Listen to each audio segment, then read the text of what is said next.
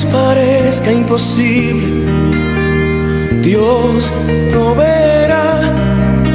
Proveyó para Elías su pan. Dios proveerá. Espera, Dios proveerá. El justo por la fe vivirá, y su pan jamás le faltará. Estoy seguro que Dios proveerá. Espera, Dios proveerá. Dios proveerá, aunque a veces parezca imposible. Dios proveerá. Proveyó para Elías su pan. Dios proveerá. Espera, Dios proveerá. Recuerdo la historia de Abraham y la prueba con su hijo Isaac. A su tiempo Dios proveyó. Espera, hermano, Dios proveerá. Dios proveerá, aunque a veces parezca imposible. Dios proveerá. Proveyó para Elías su pan. Dios proveerá. Espera, Dios proveerá. Dios proveerá, aunque a veces parezca imposible.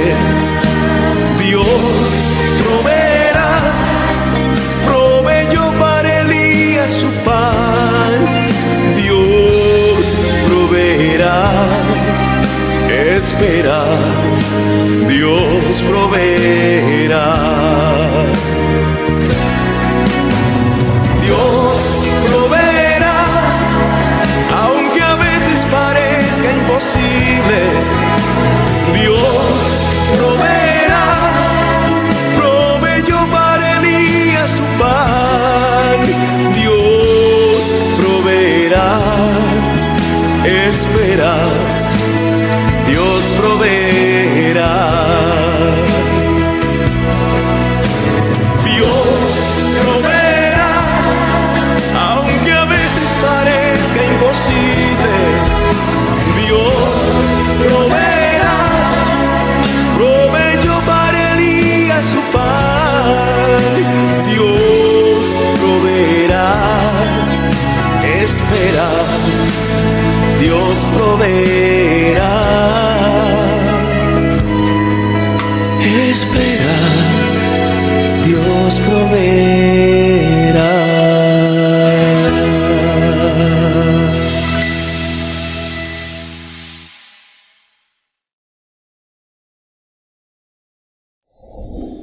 Bienvenidos al Congreso de Mayordomía de la División Interamericana.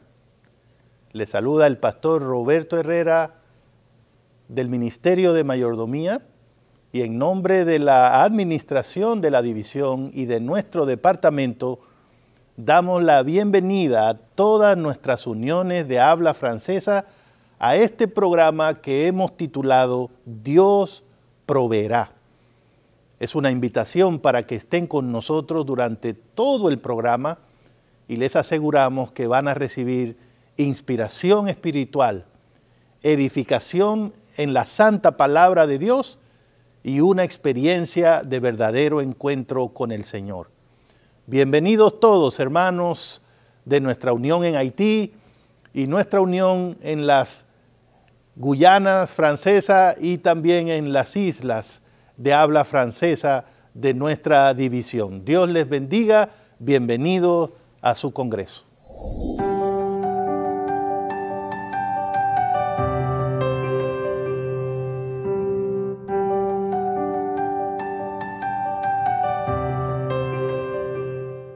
Quand j'étais petite, on m'a dit que les sages parlent très peu, que leur éloquence c'est d'agir, car les actes parlent mieux. Verbiage et mensonge sont la vertu des sots, mais les sages sont fidèles et ils n'ont que peu de mots.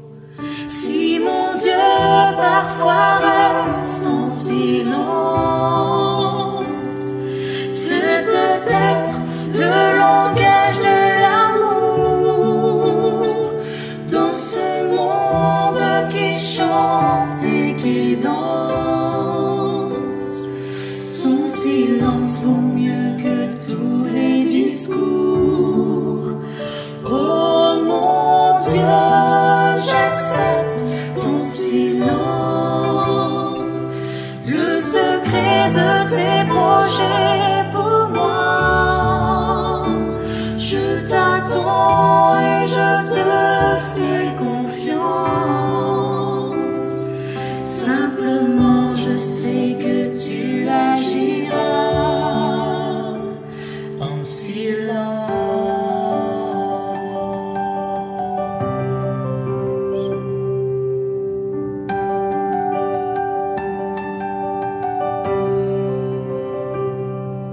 Même si le figuier a séché, qu'il ne porte plus de fruits, si dans le désert je me perds sans comprendre où j'en suis, je sais que mon Sauveur marche à mes côtés, qu'il est la vie, le chemin, la vérité. Si mon Dieu parfois reste en silence, c'est peut-être le langage de l'amour dans ce monde qui chante et qui danse. Son silence vaut mieux que tous les discours. Oh mon Dieu, j'accepte ton silence, le secret de tes projets pour moi. Je t'attends et je te fais confiance. Simplement je sais que tu agiras. Si mon Dieu parfois reste en silence, c'est peut-être le langage de l'amour dans ce monde qui chante et qui danse. Son silence vaut mieux que tous les discours. Oh mon Dieu, j'accepte ton silence, le secret de tes projets pour moi. Je t'attends et je te fais confiance. Simplement je sais que tu agiras en silence.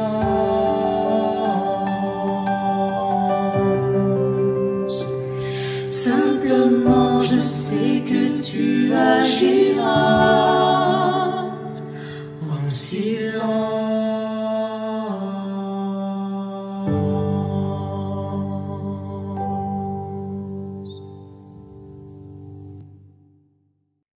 Je vous salue tous dans le nom de notre Seigneur Jésus-Christ. et vous souhaite toutes les grâces excellentes de la part de notre Seigneur et Sauveur. En ce jour, je voudrais vous inviter à la méditation d'un texte qui se trouve dans l'épître de l'apôtre Paul aux Philippiens. Philippiens, le chapitre 4 et le verset 19, qui se lit comme suit. « Et mon Dieu pourvoira à vos besoins conformément à sa richesse, avec gloire en Jésus-Christ. » Quelle belle promesse! Comme celle-ci, il y en a plus de 169 répertoriés avec la provision de Dieu pour nous. Mais on pourrait en trouver beaucoup plus dans la Bible.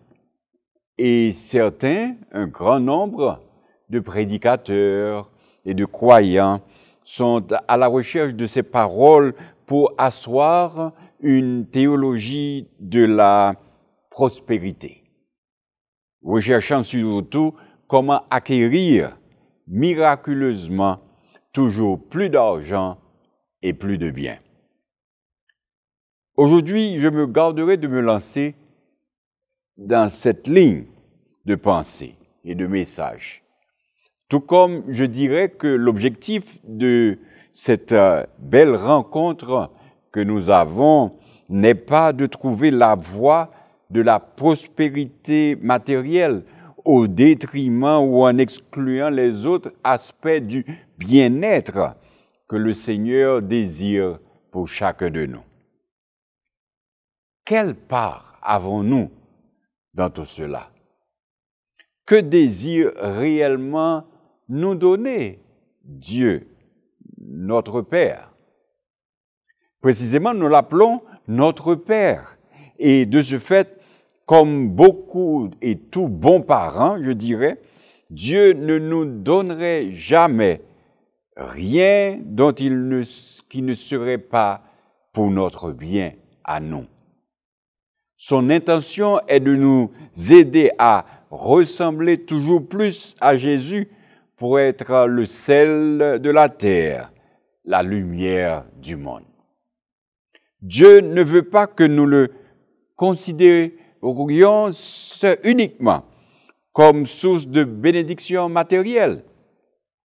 L'acquisition de biens pour laquelle nous vivons n'est pas la raison fondamentale pour laquelle nous vivons.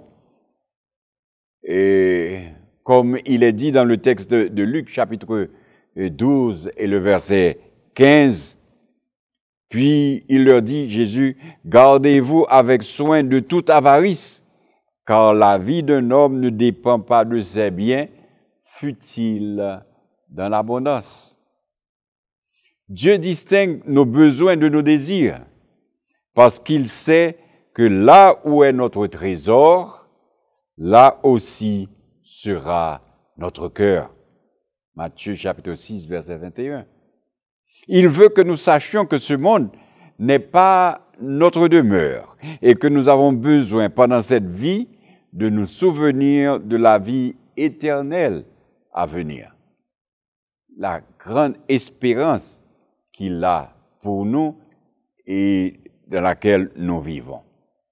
Dieu se soucie de nous dans toutes nos dimensions, corps, âme et esprit.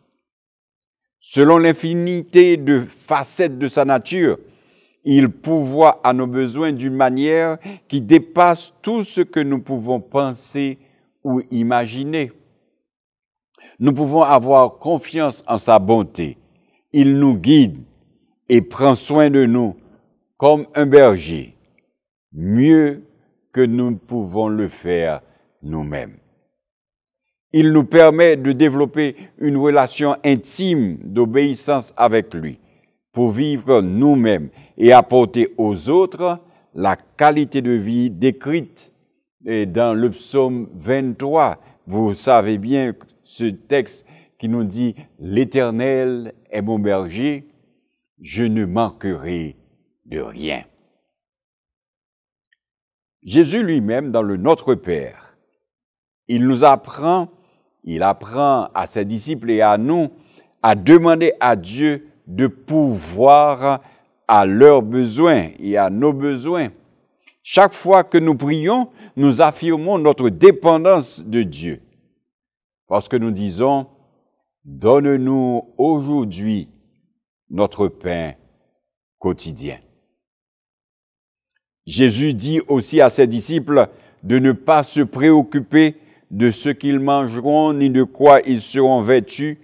Le Père connaît nos besoins. Il souhaite faire alliance avec nous et pour cela, nous devons garder confiance. Confiance qu'il pourvoira à nos besoins quotidiens et chercher d'abord le royaume de Dieu et sa justice. C'est ce qu'il nous faut tout d'abord faire, chercher son royaume et sa justice.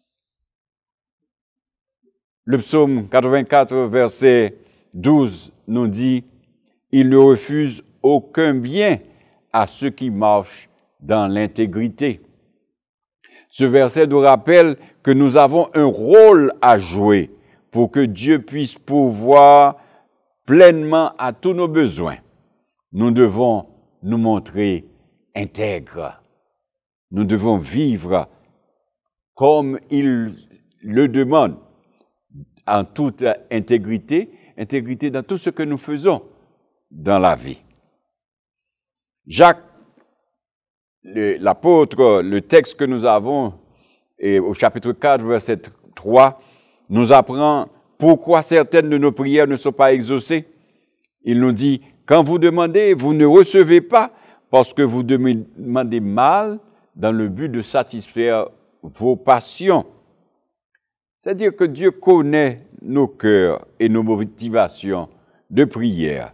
Et ces motivations comptent beaucoup pour lui. On pourrait évoquer beaucoup d'autres passages qui parlent de la providence divine et en référence à nos besoins physiques quotidiens en termes de nourriture, de vêtements. On pourrait évoquer des passages qui parlent des besoins de l'homme intérieur, de l'âme et de l'esprit. Comme il est dit dans Jean chapitre 4, verset 27, Dieu nous donne sa paix, nous réconforte, dira l'apôtre Paul dans 2 Corinthiens chapitre 1, verset 4. Il nous remplit de force, d'amour et de sagesse. Et en fait, il nous bénit de toute bénédiction spirituelle dans les lieux célestes en Jésus-Christ. C'est-à-dire, quel que soit notre état physique, nous pouvons nous réjouir en lui.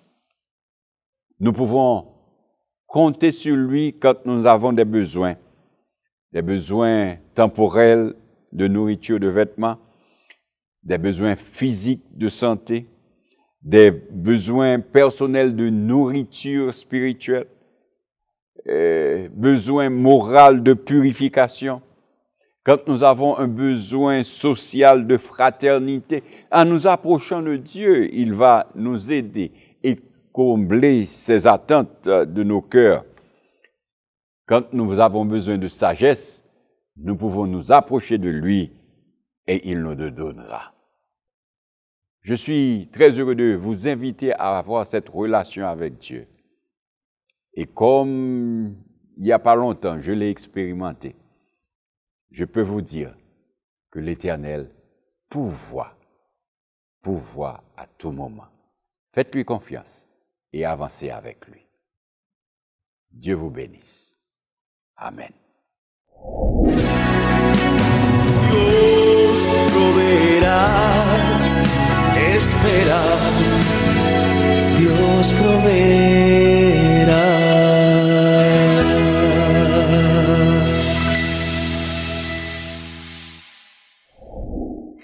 En ce moment, nous allons prendre quelques secondes pour présenter à Dieu une prière spéciale pour l'effusion du Saint-Esprit dans son Église à travers ce message de la gestion chrétienne de la vie. Baissons nos têtes pour la prière. Notre Seigneur, notre Dieu, tout vient de toi et nous recevons de toi ce que nous t'offrons. Nous voulons te demander, bien sûr, pardon pour tout ce que nous faisons, pour tout ce que nous ne faisons pas.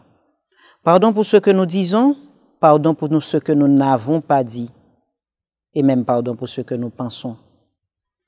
Mais en ce moment spécial, ce que nous attendons de toi, Seigneur, c'est une effusion abondante de ton Esprit Saint parmi tes enfants au niveau de la division interaméricaine. Dans notre territoire, Seigneur, sœurs, frères, enfants, familles, nous espérons en toi et de façon particulière, Seigneur, nous te demandons d'avoir les regards fixés sur l'œuvre et le travail de nos leaders au niveau des églises locales, au niveau de tous les champs, au niveau des unions des territoires et au niveau également de la division interaméricaine. Par ta grâce, Seigneur, par ton amour, nous t'en supplions, déverse une double portion de ton Saint-Esprit en sorte que chacun d'entre nous, nous soyons non seulement appelés, mais aussi en capacité, qualifiés pour le travail que tu nous appelles à faire. Que ton nom soit sanctifié, Seigneur, que ton règne arrive, que ta volonté soit faite et que toute chose concourt au bien de tes enfants que nous sommes. Nous t'en prions ainsi, non en fonction de mérites que nous aurions devant ta face, mais dans les mérites uniques de Jésus, qui vit, qui règne, dès maintenant, pour les siècles des siècles. Amen. Amen.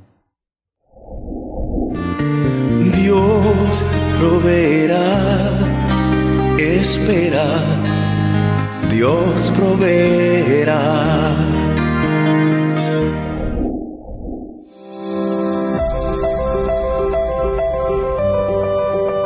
Que la grâce et la paix de Jésus-Christ soient avec vous. Un restaurant dans le désert. C'est le titre de mon message d'encouragement pour vous en ce jour. Le monde vit actuellement une crise sanitaire, sociale et financière sans précédent. Beaucoup s'interrogent sur notre capacité à faire face à cette situation, alors même qu'elle perdure dans le temps. Plusieurs ont déjà du mal à faire face aux défis et obligations de la vie. Je vous propose dans ce message de découvrir ou redécouvrir les conditions pour qu'un restaurant apparaisse dans le désert. Prions d'abord. Seigneur, enseigne-nous par ta parole. Que ton Esprit Saint nous éclaire et donne-nous la force de vivre selon ta volonté. Nous prions dans le nom de Jésus. Amen. Les 4 évangiles nous racontent l'histoire d'un restaurant dans le désert. Un restaurant qui a servi le meilleur fish burger, du sandwich au poisson. La scène se passe dans un endroit solitaire, peu de monde vivait à l'alentour. Certains utilisent même le mot désert pour décrire cette localité. Jésus conduisit ses disciples dans cet endroit pour se reposer. Les gens des villages alentours ont observé le mouvement de Jésus et décidèrent d'aller à sa rencontre, fatigués. Mais toujours remplis de compassion, il les reçut et passa toute la journée à les enseigner, à les écouter et à les guérir. Alors que le soleil descendait à l'horizon, les disciples vinrent auprès de Jésus et lui adressèrent ces paroles. Dans Marc, chapitre 6, le verset 36, « Renvoie-les afin qu'ils aillent dans les campagnes et dans les villages des environs pour s'acheter du pain, car ils n'ont rien à manger. » Les disciples ont soutenu Jésus tout au long de la journée, pendant son service auprès de la foule. Mais maintenant, ils se montrèrent concernés par une situation complexe et compliquée. Une foule sans nourriture et l'absence de nourriture dans ce lieu. Ce problème était bien réel. Ce n'est pas une invention de l'esprit. La foule serait bientôt affamée et il n'y avait pas de boulangerie dans le désert. Une foule qui a faim est difficilement contrôlable. Mais Jésus leur donna une réponse inattendue. Nous lisons au verset 37, la première partie, Jésus leur répondit, « Donnez-leur vous-même à manger. » Je vois les disciples qui secouent la tête et froncent les sourcils. Mais cette demande de Jésus nous révèle une vérité importante. Jésus ne s'intéresse pas seulement à nous nourrir de la parole, il l'a fait depuis le matin, mais il est soucieux de notre bien-être complet. Nous lisons dans Psaume 130, le verset 7, « Israël, mets ton espoir en l'Éternel, car c'est auprès de l'Éternel que se trouve la bonté, c'est auprès de lui que se trouve une généreuse libération. » Une généreuse libération. Dieu ne nous apporte pas seulement des bénédictions spirituelles, mais il nous apporte des riches bénédictions qui concernent toutes les dimensions de notre vie. Cette demande de Jésus pourrait aussi révéler que sa mission n'était pas terminée. Il y avait un dernier malade à guérir, un dernier message à transmettre, une dernière personne à conduire au salut. Il demande un effort supplémentaire à ses disciples. Donnez-leur vous-même à manger. À nous aussi, Jésus demande un effort supplémentaire pour terminer la mission avant qu'on ne rentre à la maison du Père. Jésus ne nie pas le problème mentionné par les disciples, mais il voulait que ses disciples fassent partie de la solution. Il est bien de voir un problème, mais encore mieux, de contribuer à sa résolution. Donnez-leur vous-même à manger. Les disciples ne comprenaient pas la demande de Jésus. Jésus a-t-il pris un coup de soleil au point de devenir déraisonnable? Afin de le convaincre du bien fondé de leur demande, ils lui partagèrent un problème supplémentaire. Mais ils lui dirent, « Faut-il aller acheter des pains pour 200 pièces d'argent et leur donner à manger? On n'a pas les moyens pour acheter du pain et nourrir une si grande foule. » Souvent, il nous arrive de voir les difficultés que rencontrent les personnes autour de nous, mais on se dit qu'on ne peut rien faire parce que nous n'avons pas suffisamment de moyens. On est triste, on verse une larme, mais on conclut qu'on ne peut rien faire. Ce n'est pas seulement le désert qui est vide, mais nos poches sont vides. Une situation de crise. Jésus les écouta attentivement et il leur dit, « Combien de pain avez-vous » Les disciples viennent de lui dire qu'ils sont au milieu du désert et qu'ils n'ont pas les moyens. Mais Jésus insiste pour que les disciples aillent vérifier les moyens réels dont ils disposaient. Face à l'insistance de Jésus, les disciples firent le tour de la foule. Pour apporter une solution aux problèmes des autres, il faut souvent fournir un certain effort, et ce n'est pas toujours facile. C'est ainsi que j'imagine la scène. Ils allèrent d'un groupe à un autre et posèrent la question suivante. « Avez-vous du pain pour Jésus ?» Certains ont répondu « Nous n'avons pas emmené du pain aujourd'hui. » D'autres se sont excusés parce qu'ils avaient déjà mangé leur pain le matin.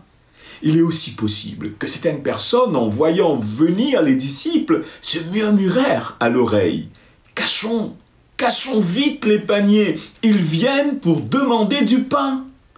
Et les paniers disparaissaient sous les couvertures et derrière le dos des personnes qui sont venues écouter Jésus. Après avoir fait le tour de la foule, les disciples revinrent à Jésus et firent le rapport suivant. 5 pains et 2 poissons, c'est tout. Les disciples étaient convaincus que Jésus allait finalement les écouter et renvoyer la foule. Mais grande fut leur étonnement lorsque Jésus prit le panier entre ses mains. Nous lisons le verset 41. Il prit les 5 pains et les 2 poissons, leva les yeux vers le ciel et prononça la prière de bénédiction. Puis il rompit les pains et les donna aux disciples, afin qu'ils les distribuent à la foule. Il partagea aussi les 2 poissons entre tous. Pouvez-vous deviner qui était le plus heureux en voyant tous ces pains et poissons et les personnes manger à leur faim? Certainement, le petit garçon qui donna son panier. La plus grande joie est celle qu'on éprouve lorsque nous contribuons à rendre les autres heureux. Jésus pouvait alors prolonger, ensuite terminer son ministère auprès de cette foule. Ce récit nous enseigne 3 leçons essentielles, importantes pour nous aujourd'hui. D'abord, les déserts deviennent des restaurants lorsque Jésus est présent. Rien n'est trop petit pour Jésus, même pas 5 pains et 2 poissons. Le jeune David était suffisant pour vaincre Goliath. 300 hommes suffisants pour conquérir Jéricho. Rien n'est trop petit pour Jésus. 3e leçon, Jésus multiplie ce qu'on lui donne. La nourriture qui était restée à la maison, Jésus n'a pas multiplié. La nourriture que les gens ont mangée le matin, Jésus n'a pas multiplié. La nourriture que certains ont cachée sous les couvertures ou derrière leur dos, Jésus n'a pas pu multiplier. Seul le panier qu'il a reçu que Jésus a multiplié. Le petit garçon donna du pain, du poisson dans un panier. Jésus multiplia les 5 pains, les 2 poissons et la corbeille du garçon. C'est une parole d'encouragement pour aujourd'hui. Et j'aimerais qu'on s'y attarde. Jésus multiplie ce qu'on lui donne. La démonstration du principe, ce qu'il reçoit et multiplie lors de la multiplication des pains, n'est pas un cas isolé. Il y a eu, comme vous le savez, une 2e multiplication des pains près de la ville de Tyr, cette fois-ci en dehors du territoire d'Israël. L'histoire de la veuve de Sarepta atteste du même principe. Vous connaissez cette histoire, mais je vous invite à réécouter un extrait de cette conversation entre le prophète Élie et la veuve rapportée dans 1 Roi 17, les versets 13 et 14. Élie lui dit, « N'aie pas peur, rentre et fais comme tu l'as dit. Seulement, prépare-moi d'abord avec cela un petit gâteau et apporte-le-moi. Ensuite, tu en feras pour ton fils et pour toi. En effet, voici ce que dit l'Éternel, le Dieu d'Israël. La farine qui est dans le pot ne manquera pas, et l'huile qui est dans la cruche ne diminuera pas, jusqu'au jour où l'Éternel fera tomber de la pluie sur le pays. Les ressources seront toujours disponibles lorsque l'Éternel multiplie ce qu'il reçoit. Ces événements se sont produits pendant un temps de crise pour une famille qui luttait pour servir.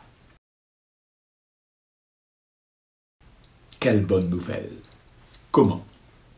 Comment pouvons-nous donner à Jésus aujourd'hui et faire l'expérience de la multiplication ou de l'extension de nos ressources?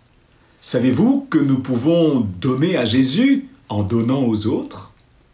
Jésus raconte une histoire des personnes qui seront récompensées au moment du jugement dernier pour avoir aidé et donné aux autres. Matthieu, le chapitre 25, les versets 35 et 36. En effet, j'ai eu faim et vous m'avez donné à manger. J'ai eu soif et vous m'avez donné à boire. J'étais étranger et vous m'avez accueilli. J'étais nu et vous m'avez habillé. J'étais malade et vous m'avez rendu visite. J'étais en prison et vous êtes venus vers moi. » Les justes lui répondront: « Seigneur, quand avons-nous vu affamé et t'avons-nous donné à manger, ou assoiffé et t'avons-nous donné à boire ?»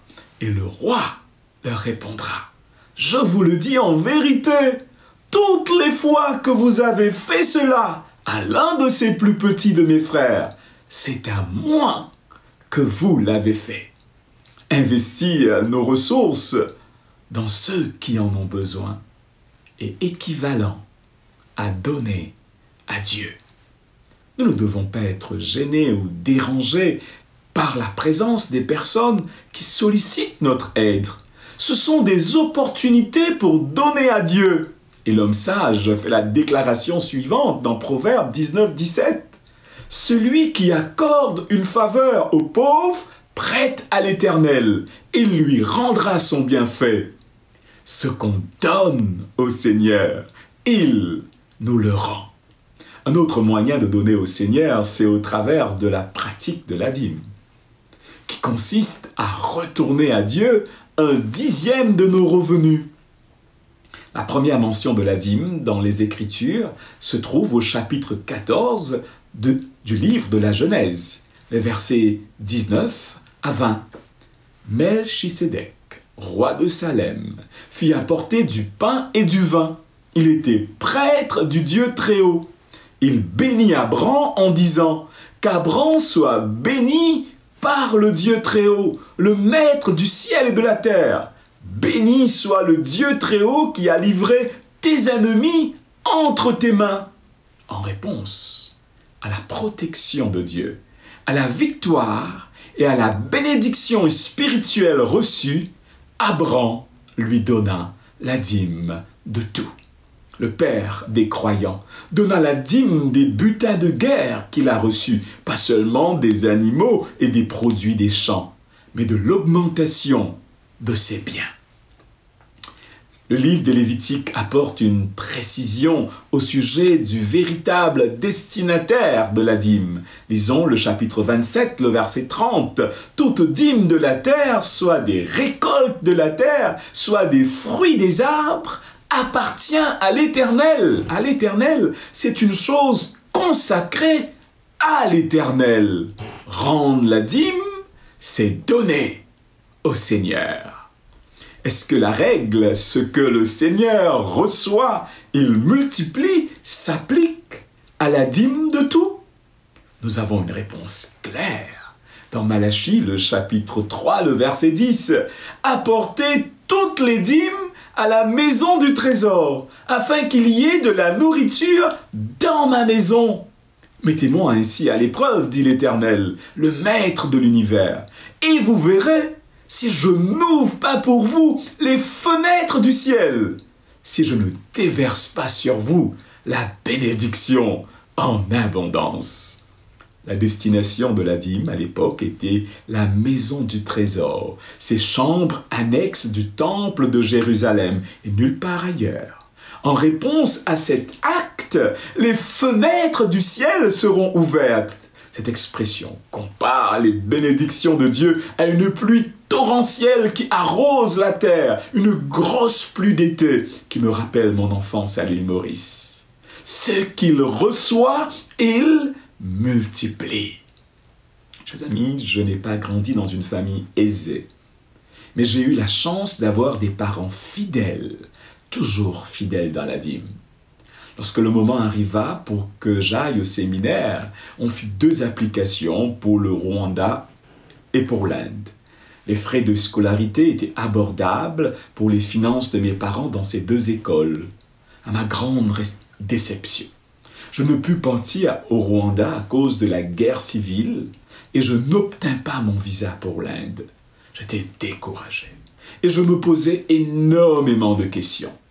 Un jour, le président de ma fédération m'invita à venir le rencontrer. Une fois dans son bureau, il me présenta un monsieur du nom de Régis que je ne connaissais pas auparavant.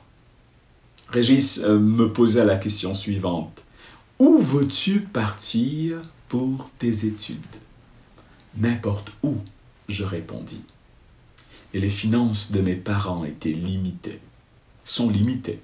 Je choisis une école, tu choisis une école, et c'est moi qui paiera les frais, rajouta Régis. Après environ 20 jours, je me retrouvais à Collonges sous Salève pour commencer mes études de théologie. J'étais comme dans un rêve. Ma maman fait toujours cette réflexion au sujet de ce miracle. Si on avait économisé toutes les dîmes de ton papa, on ne serait jamais parvenu à économiser assez d'argent pour financer tes études à Collonges. Oui, ce que l'Éternel reçoit, il multiplie. Aujourd'hui, ce n'est pas le moment de priver vos familles de cette expérience. Nous lisons Proverbe 3, le verset 9 et 10. « Honore l'Éternel avec tes biens et avec les premiers de tous tes produits. Alors tes greniers abonderont, tes cuves déborderont de vin nouveau. » Honorer l'Éternel, c'est reconnaître sa seigneurie. C'est ce que nous invite à faire Ellen White. Il nous demande de le reconnaître comme étant le propriétaire de toutes choses. Et pour cette raison, il dit, « De tout ce que vous possédez, je me réserve la 10e partie, en plus des dons et des offrandes, qui doit être apportée dans ma maison. » Oui, chers frères et sœurs, ce qu'il reçoit, il multiplie. J'aimerais parler de la façon ultime de donner au Seigneur. Il s'agit de se donner soi-même au Seigneur. C'est la recommandation de Paul aux chrétiens qui vivaient à Rome. Romains chapitre 12, le verset 1er. « Je vous encourage donc, frères et sœurs, par les compassions de Dieu, à offrir votre corps comme un sacrifice vivant, saint, agréable à Dieu.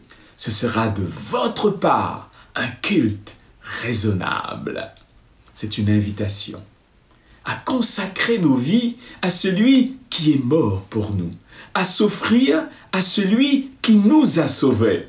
Et Jésus parle de la récompense qui est réservée à ceux qui s'offrent à Dieu en premier. Luc 18, le verset 29 et 30, Jésus leur dit, « Je vous le dis en vérité, personne n'aura quitté à cause du royaume de Dieu sa maison ou sa femme, ses frères, ses parents, ou ses enfants, sans recevoir beaucoup plus dans le temps présent et dans le monde à venir, la vie éternelle. » Oui, si nous lui remettons nos muscles affaiblis, nos vies cassées, nos cœurs brisés, il saura nous restaurer pour en faire un objet d'une grande valeur pour son service. Ce que le Seigneur reçoit, il multiplie. Chers amis, si nous parvenons à donner à Dieu la totalité de nos biens, il finira toujours par trouver un moyen pour nous rendre davantage de ce que nous avions auparavant. Nous ne pouvons pas donner plus que Dieu. J'aimerais vous rappeler les 3 règles de la multiplication de Dieu que nous avons appris pendant ce message. Profitons de chaque opportunité pour aider le pauvre, le faible et le moins fortuné. Son Père te le rendra.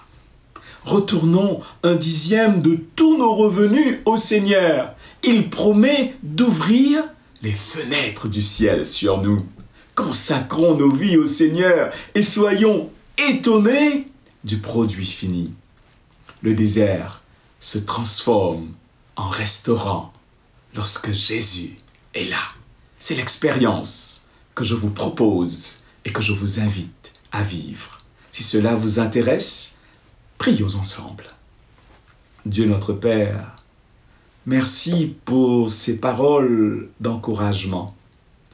Ce message a traversé les siècles pour parvenir à nous aujourd'hui parce que tu savais qu'on aura besoin de ce message au milieu d'une crise. Merci de nous dire Quand Jésus est là, le désert se transforme en restaurant. Merci de nous dire que rien n'est trop petit à tes yeux. Tu peux tout faire, tu peux tout transformer. Mais merci aussi de nous rappeler que tu choisis de multiplier ce qu'on t'apporte, ce qu'on te donne. Aujourd'hui, Seigneur, on te confie à nouveau nos vies pour que toi, tu nous multiplies. On te confie à nouveau nos ressources pour que toi, Seigneur, tu puisses étendre ce que nous avons pour que nous puissions faire face aux défis et obligations de la vie. Donne-nous cette foi, donne-nous cette confiance en toi. Nous prions dans le nom de Jésus. Amen. Que l'Éternel vous bénisse et je vous souhaite de faire l'expérience de ce Dieu qui multiplie ce qu'on lui donne.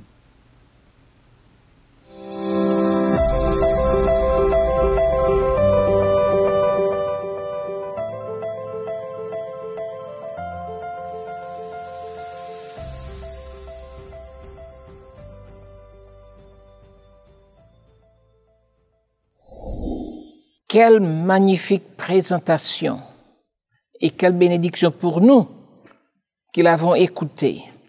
Comment Dieu prend toujours soin de ses enfants dans toutes les circonstances, même dans les circonstances les plus terribles, les plus déprimantes. Dieu prend soin de tous ses enfants, il pourvoit à tous nos besoins et il nous demande de participer avec lui. Merci Pasteur Barr pour nous avoir conduit à travers cette réflexion qui établit que Dieu est le propriétaire de tout, y compris de nous-mêmes, que nous lui devons ce qu'il réclame comme sa part, la 10e partie, et nous lui apportons avec reconnaissance et gratitude nos dons volontaires, nos offrandes généreuses que nous apportons, que nous accordons aux nécessiteux, aux pauvres. Je n'ai jamais oublié cette déclaration biblique de Proverbe 19-17, celui qui donne aux pauvres prête à Dieu. Et finalement, le don de nous-mêmes, le don de soi, c'est le bien le plus précieux que nous avons, notre personne, que Dieu a sauvé. Et maintenant, nous vous invitons à être bénis à travers l'audition d'une pièce musicale spéciale.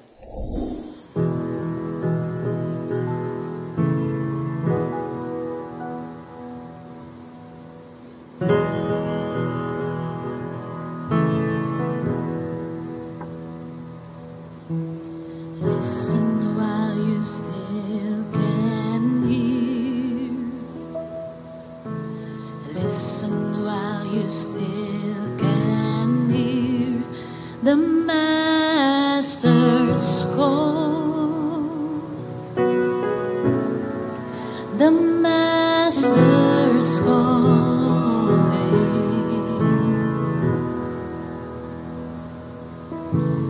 Bow down while your knees still bend. Bow down while your knees still bend. The Master's calling. The Master's calling.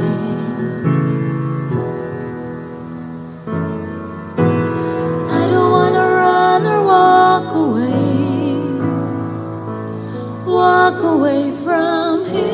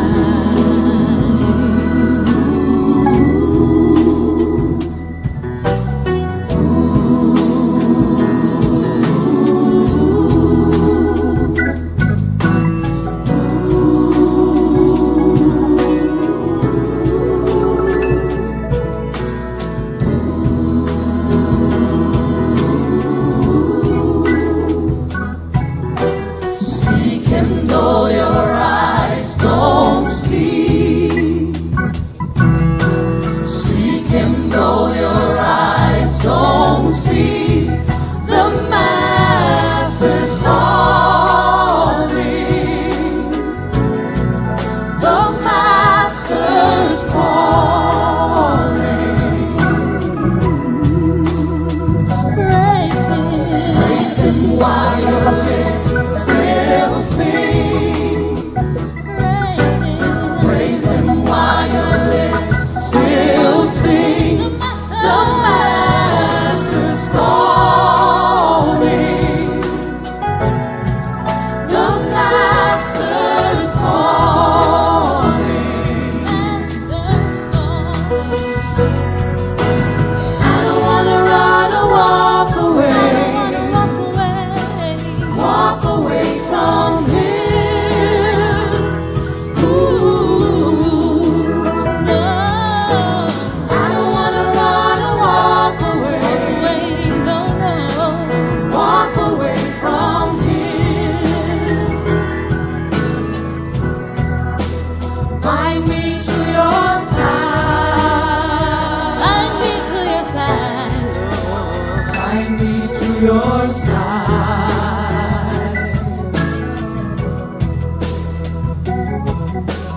Listen while you still can hear. Listen while you still can hear. Listen while you still can hear. The Master's calling.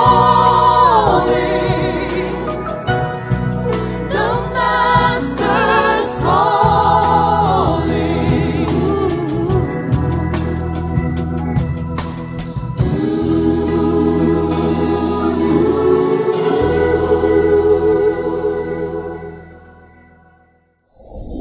Nous sommes très heureux au niveau de cette grande rencontre, pouvoir dialoguer ensemble. Et nous avons reçu quelques questions des différentes unions et je vais prendre le temps de répondre à l'une d'entre elles et qui dit, par exemple, quelle relation y a-t-il entre discipulat et gestion chrétienne de la vie d'une manière concrète et quotidienne? La réponse, pour moi, est très simple. Et c'est que quand nous parlons de gestion chrétienne de la vie, nous parlons de la manière comment le chrétien se met au service de Dieu, se met à ressembler à Jésus dans tout ce qu'il fait. Son temps, ses talents, son argent, son être tout entier suit le modèle de Jésus. Il est un disciple de Dieu, de Jésus. Il veut être conformément à la volonté de Dieu. Et c'est ça l'idéal de Dieu pour nous, c'est que nous puissions le voir, le contempler et réaliser ce que lui-même il a fait pendant qu'il était ici sur cette terre. Ça, c'est le discipulat. Et ça, c'est aussi une gestion chrétienne de la vie. Et dans les faits concrets, parce que la question voudrait dire aussi dans la vie quotidienne, c'est comment on peut le faire, c'est vouloir être semblable à Jésus dans l'amour que j'ai pour mon prochain, dans l'amour que j'ai pour Dieu, dans le service que je fais à l'Église et à mon prochain, je le fais aussi en tant que disciple de Jésus et aussi un grand économe de Dieu. Et je suis en train de remettre à Dieu, de prendre soin de ce que Dieu m'a confié. Parce que c'est ça l'économat chrétien, c'est ça la gestion chrétienne de la vie, c'est rendre à Dieu, conformément à sa volonté, ce qu'il nous demande vraiment de faire. Donc, dans l'étude que je fais de la parole de Dieu, dans l'étude que je fais de l'esprit de prophétie, le temps que je prends pour prier, pour prêcher, tout cela rentre d'une manière coordonnée qui m'aide dans ma prédication et à être comme Jésus. Comme il est venu le faire sur cette terre, je le fais aussi. Et ça, c'est le discipulat que l'on exerce. Donc, il y a une grande relation. Être un économe, c'est être chrétien, un disciple de Jésus, et être disciple de Jésus, c'est être un économe. C'est ça, être aussi un adventiste du 7e jour.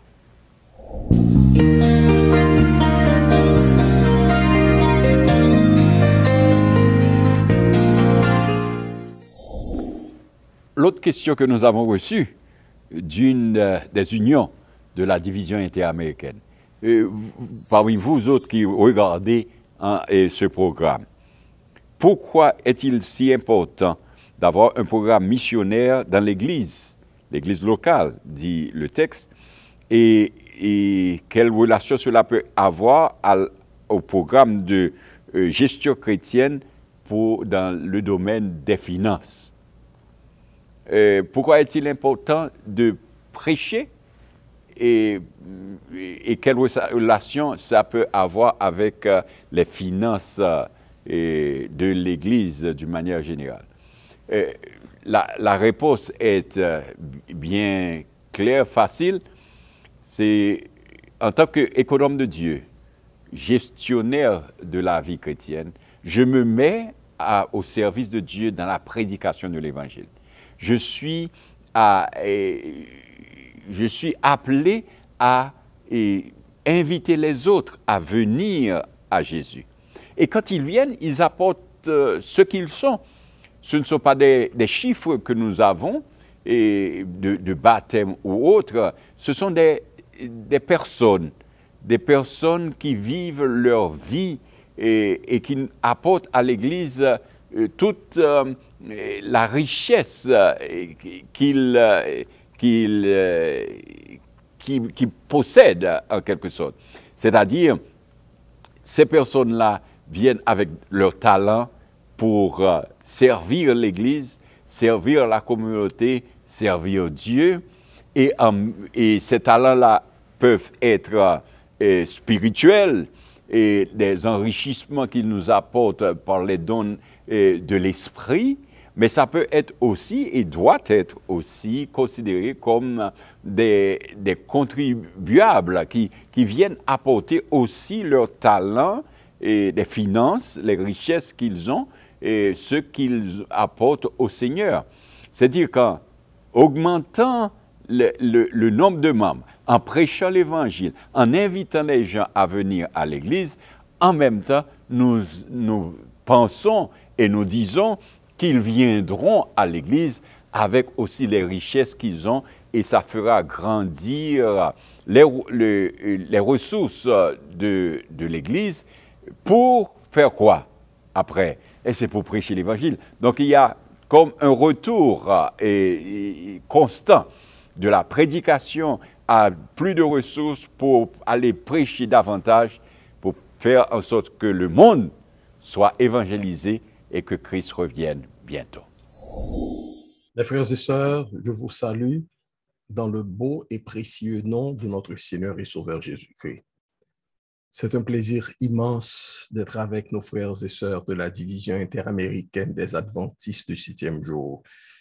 Et nous bénissons le nom du Seigneur qui nous a délivrés de la puissance des ténèbres et nous a transportés dans le royaume du Fils de son amour. À lui soit la gloire, l'honneur, la puissance, l'empire et le pouvoir au siècle des siècles. Amen. Nous sommes en plein congrès et touchant la gestion chrétienne de la vie. Je remercie le pasteur Roberto Herrera de nous avoir invités à faire cette présentation à mes frères et sœurs de l'Union des fédérations des Antilles et de la Guyane française et de l'Union de mission d'Haïti. Donc, que Dieu vous bénisse. Le thème de ce congrès, c'est Dieu pourvoira. Dieu peut-il vraiment pourvoir aux besoins de ses enfants? Et cette section du congrès touchera l'idée que Dieu pourvoit à travers le plan de l'offrande volontaire. Un plan a été établi par notre Dieu et il nous invite à le suivre, à l'appliquer, à l'embrasser, à l'adopter afin que chacun de nous jouisse des bienfaits qui découlent de ce système. Dieu nous parle et nous dit, mes frères et sœurs, dans Matthieu 6, versets 31 et 32, Ne vous inquiétez donc point et ne dites pas en que mangerons-nous, que boirons-nous, de quoi nous serons vêtus. Car toutes ces choses, ce sont les païens qui les recherchent. Nous sommes païens lorsque nous nous inquiétons, car toutes ces choses, ce sont les païens qui les recherchent. Votre Père céleste sait que vous en avez besoin. Donc, pour cela, soit donc que vous mangiez, soit que vous buviez, soit que vous fassiez quelque autre chose, faites tout pour la gloire de Dieu. 1 Corinthiens 10, verset 31. Donc, tout ce que nous faisons, ça, c'est pour la gloire de Dieu. Puisque une ligne de conduite a été mise devant nous, donc nous devons nous examiner nous-mêmes pour savoir si nous sommes dans la foi. Et donc, 2 Corinthiens 13, verset 5, Paul nous dit, examinez-vous vous-même pour savoir si vous êtes dans la foi. Éprouvez-vous vous-même. Ne reconnaissez-vous pas que Jésus-Christ est en vous? Donc, Paul nous dit qu'il faut nous examiner. Et je crois que ce congrès a pour but de nous inviter à nous examiner notre vie, nous les leaders, nous les membres de l'Église adventiste du 7e jour, nous qui sommes dans une relation étroite avec le Seigneur. Nous devons nous examiner pour savoir si nous sommes dans le bon chemin. Examen, ça c'est une épreuve. Autrefois, en Haïti, c'est ainsi qu'on appelait les examens du baccalauréat. On les appelait les épreuves du baccalauréat. Donc, quand c'est une épreuve, c'est une forme d'introspection, une analyse, une investigation, c'est un test, et c'est une étude, une évaluation. C'est une vérification de sa foi. C'est une forme d'inspection, c'est une observation et aussi passer sa foi en revue. Donc, ce que nous voulons vous dire aujourd'hui, c'est que Dieu pourvoit à travers le plan de l'offrande volontaire. Donc, il est dit dans Genèse 22, il a fait un examen. Et il est dit, après ces choses, Dieu mit Abraham à l'épreuve. Genèse 22, verset 1er. Donc, Dieu mit Abraham à l'épreuve. Abraham fut testé. Et il faut voir que dans nos relations avec Dieu, de temps en temps, il le fait. Et prenons par exemple ce que nous dit 2 Chroniques 32, verset 27. Viens me lire cette histoire.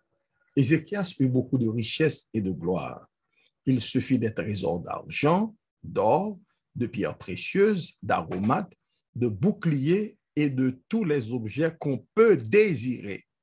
Des magasins pour les produits en blé, en mou, en huile, des crèches pour toute espèce de bétail et des étables pour les troupeaux. Il se bâtit des villes et il eut en abondance des troupeaux de menu et de gros bétail, car Dieu lui avait donné des biens considérables. Au verset 30, il est dit, ce fut aussi lui, Ézéchias, qui boucha l'issue supérieure des eaux de Gihon et les conduisit en bas vers l'occident de la cité de David. Ézéchias réussit dans toutes ses entreprises. Cependant, au verset 31, c'est le verset 31 qui nous intéresse le plus. Il est dit, cependant, lorsque les chefs de Babylone envoyèrent des messagers auprès de lui pour s'informer du prodige qui avait eu lieu dans le pays, Dieu l'abandonna pour l'éprouver afin de connaître tout ce qui était dans son cœur. Un homme béni, un homme qui avait tout ce que son cœur désirait, un grand rénovateur, un bâtisseur. Il est dit qu'à un certain moment, Dieu l'abandonna pour l'éprouver, pour savoir ce qui était dans son cœur et la façon dont il devait gérer ses dons afin de connaître tout ce qui était dans son cœur. Et vous connaissez déjà le reste de l'histoire. Au lieu de prouver sa gratitude envers Dieu, au lieu de témoigner de sa grandeur et de sa bonté, Ézéchias a plutôt choisi d'exposer, d'étaler ses richesses aux ambassadeurs babyloniens. Donc, Ézéchias a lamentablement échoué à ses épreuves parce que l'objectif de Dieu, c'était pour lui de témoigner de sa puissance, de sa gloire, de partager avec les Babyloniens et la grande réalité d'un Dieu qui répond aux prières de ses enfants, qui les exauce sans sacrifice humain, simplement par la foi. Et les Babyloniens eux-mêmes auraient embrassé ce Dieu et auraient compris que la puissance et la grandeur ne dépendaient pas de l'intelligence d'Ézéchias, mais plutôt de la bonté de son Dieu. Donc, je veux vous dire que la façon de gérer les bénédictions du Seigneur révèle la profondeur de nos relations de foi et d'obéissance avec Dieu.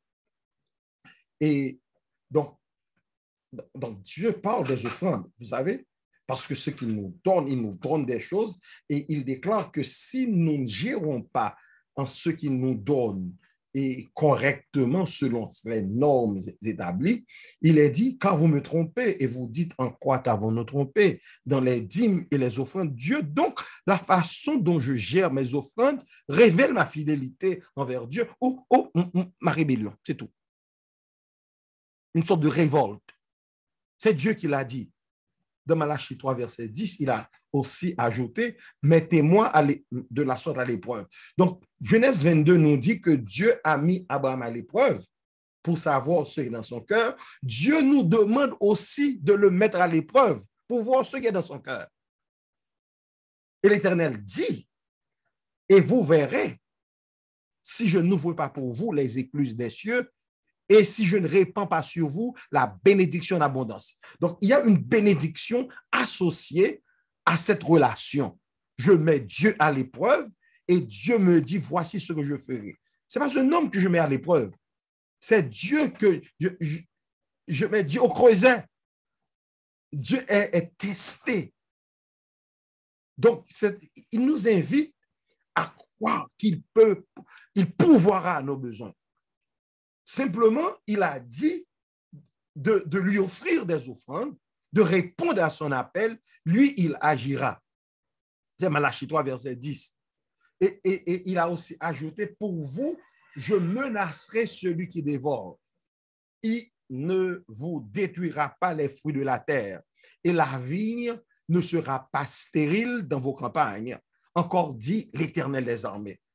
Donc, non seulement il ouvre les écluses des cieux, des bénédictions en abondance descendront, mais aussi il sera le protecteur de nos vignes, le protecteur de nos investissements, le protecteur de nos biens, et il sera avec nous parce que c'est lui qui parle.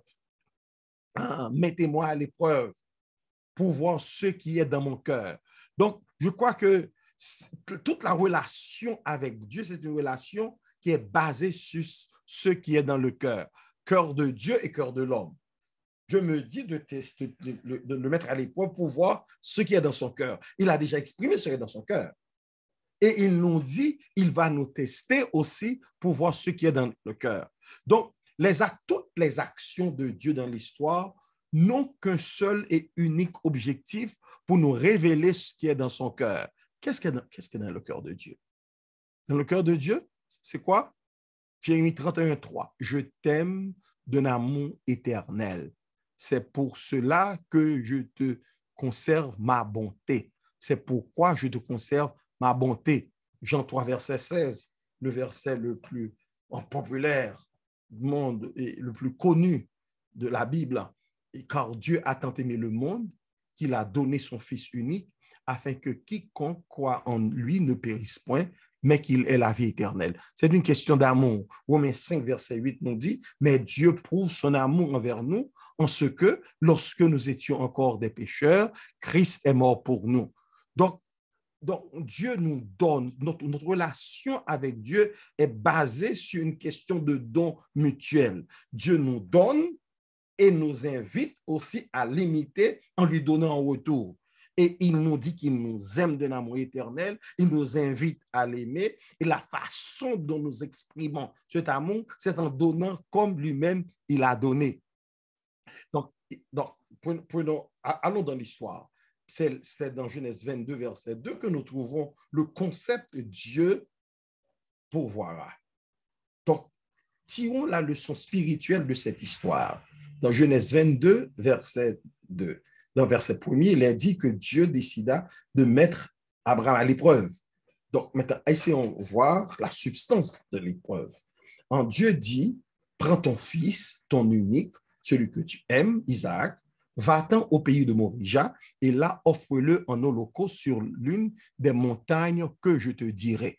Donc, je ne vais pas passer beaucoup de temps dans ça, mais il faut voir qu'il a clairement parlé, c'est ton fils, la propriété d'Abraham, l'unique en matière de quantité, il n'a qu'un seul, et celui que tu aimes, la qualité, c'est que, donc, il a un fils, il a un unique fils qu'il aime, et Dieu lui demande de lui offrir cet enfant en sacrifice. Abraham a dit, me voici. L'expression inéni, ce n'est pas sur l'écran. L'expression inéni en hébreu, c'est la volonté de l'homme de répondre à Dieu. Lorsque Dieu nous parle, nous devons répondre. Dire inéni, me voici, me voici. Et lorsque l'homme dit me voici, il doit être prêt à entendre ce que Dieu veut lui dire et aussi à se préparer pour lui obéir. Mais ce n'est pas facile, mes frères et sœurs, vous le savez. Et c'est pour cela que Dieu a établi tout un système, le système de l'offrande volontaire, pour que le chrétien comprenne que lorsque Dieu parle, lorsque les paroles sortent de sa bouche, ces paroles sont déjà réalité. Donc, Abraham se leva de bon matin, il sella son âne, prit avec lui 2 serviteurs et son fils Isaac.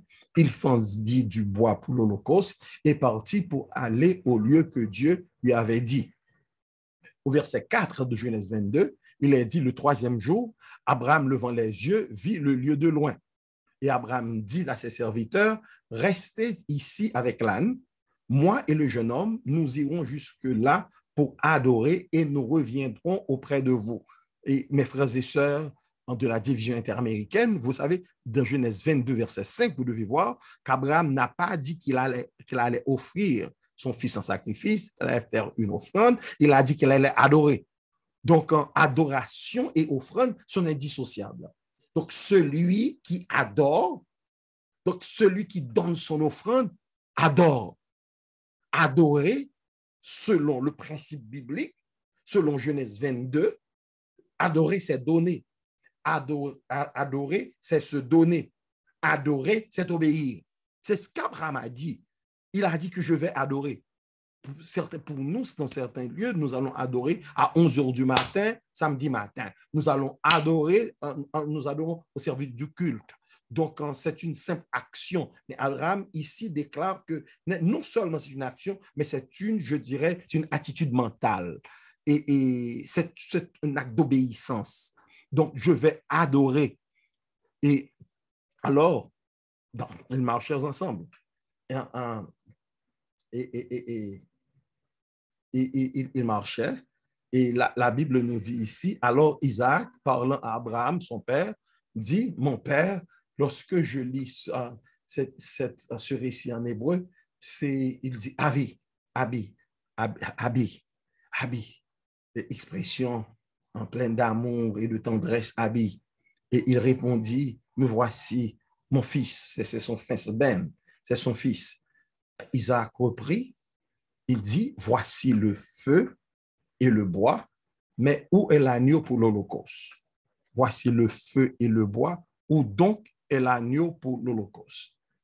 Et les 3 éléments essentiels pour l'adoration, maintenant je ne dis pas pour l'offrande, mais pour l'adoration, pour l'holocauste, et Isaac les a énoncés. Il faut le feu, le bois et l'agneau pour l'holocauste. Et nous avons sur l'écran, vous voyez le bois, le feu et l'agneau. Donc, Isaac déclare, si tu vas adorer papa, il faut que tu aies le bois. En hébreu, le bois, c'est haïsim, le ha, c'est l'article, haïsim, c'est le bois, le feu, c'est as, et l'agneau, c'est assez. Donc, il a dit, Isaac a dit, je peux voir le haïsim, papa, et Abi, ok, je vois l'haïsim, Abi, et papa, je vois l'as, le feu, mais où donc est assez? Donc, l'agneau, pour que l'offrande soit complète, pour que tout soit fait selon les directives divines, papa, il nous faut AESIN, il nous faut AS, il nous faut AC. Donc, le bois, c'est AESIN, le feu, c'est AS.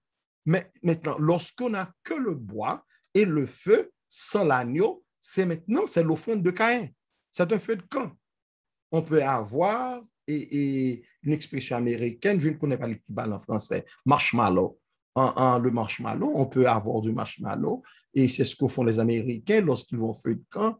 Ils prennent des bonbons et des marshmallows et pour brûler au feu, et puis les enfants se réjouissent. Mais ce n'est pas une offrande, c'est un feu de camp, c'est tout. Donc, c'est ce que fit Caïn. Il vient avec du bois et du feu, mais sans l'offrande exigée par Dieu. Donc, Abraham et Isaac semblaient dire à son papa, papa, tu vas adorer, mais tu n'as que le bois et le feu, mais on va être comme Caïn. On va être comme Caïn. Donc, Abraham répondit, mon fils, Dieu se pourvoira lui-même de l'agneau pour l'Holocauste. Ils marchèrent tous deux ensemble. J'aime l'expression, et en Dieu pourvoira, ils marchaient tous deux ensemble. Donc, Abraham a dit Elohim irait. Elohim irait. Donc, il n'a pas dit Yahvé irait. Il a dit Elohim irait. Plus tard, lorsque Dieu aura pourvu à ses besoins, il dira c'est Yahvé qui a pourvu. Mais il a parlé de Dieu, de Elohim qui pourvoira. Dieu est pourvoira. Parce que ce Dieu, le Dieu créateur, l'expression utilisée par Moïse à la création, c'est ce Dieu, le Dieu trinitaire qui pourvoira à ses besoins, qui a nos besoins. C'est lui. Et plus tard, lorsqu'il a dit Yahvé a pourvu, il avait compris que maintenant, c'est ce Dieu, le Père, qui serait disposé à offrir son fils. Mais au début, il a dit c'est Dieu et qui pourvoira, c'est la Trinité qui décidera. Ça, c'est tout un autre sujet. Mais restons ici. Elohim pourvoira, Dieu pourvoira parce qu'il pourvoit à nos besoins.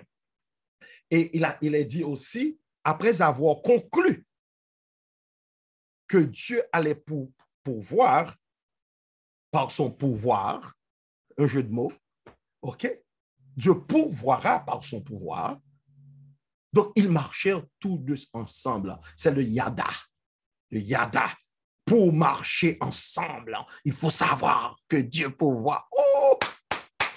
Lorsque je marche et tu marches et nous marchons ensemble, il faut que l'Église de Dieu sache, sans ambiguïté, sans doute, sans hésitation, sans question, Dieu peut-il pourvoir aux besoins de nos enfants? Yes, oui, Dieu pourvoira.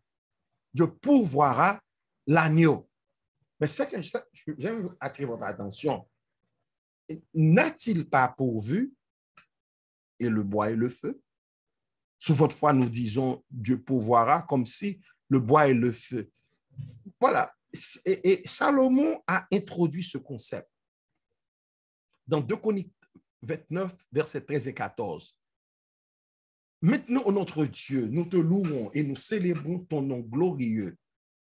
Car qui suis-je et qui est mon peuple pour que nous puissions te faire volontairement ces offrandes? Tout vient de toi et nous recevons de ta main ce que nous t'offrons. Tout vient de toi et nous recevons de ta main ce que nous t'offrons. Une déclaration forte, sans ambiguïté. Ce que je te donne, je l'ai reçu de toi. Et plus tard, l'apôtre Paul a déclaré, et dans 1 Corinthiens 4, verset 7, car qui est-ce qui te distingue? Qu'as-tu que tu n'aies reçu? Qu'as-tu que tu n'aies reçu? Si tu l'as reçu, pourquoi te glorifies-tu comme si tu n'avais pas reçu? Donc, tout ce que je possède, je l'ai reçu de Dieu. Tout ce que j'ai vient de Dieu. Dieu pourvoit.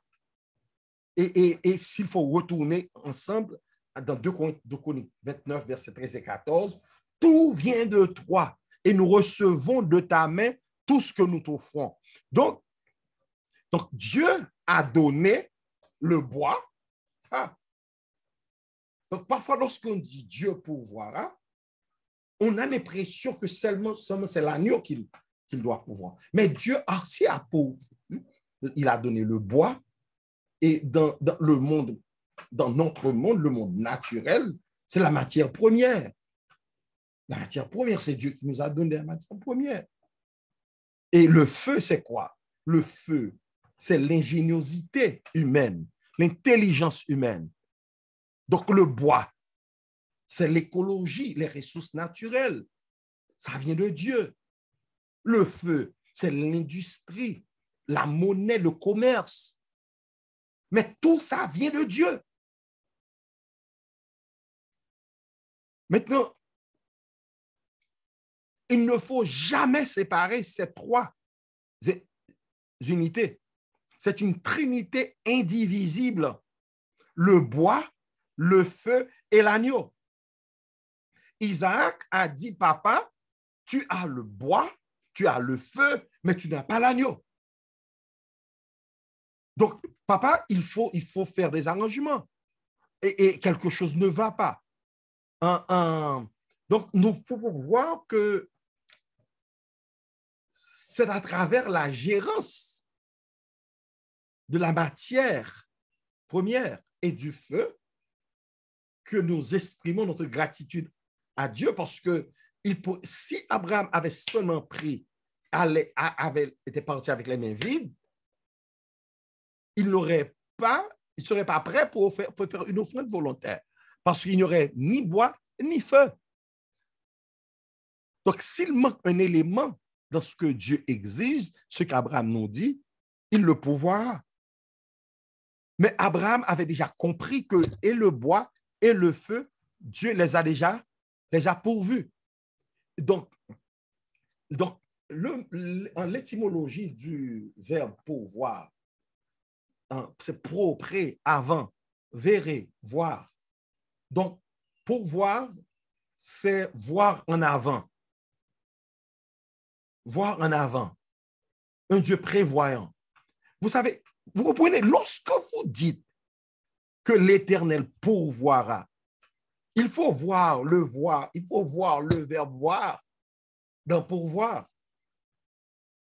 Et le préfixe pour, qui symbolise pré, pro.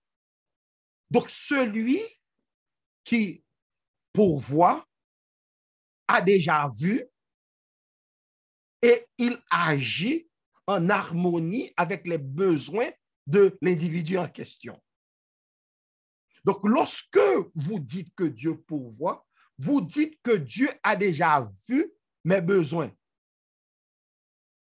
Pensons à la machine, l'imagerie par résonance magnétique, IRM. Pour les Français, aux États-Unis, nous disons MRI, Magnetic Resonance Imaging, MRI.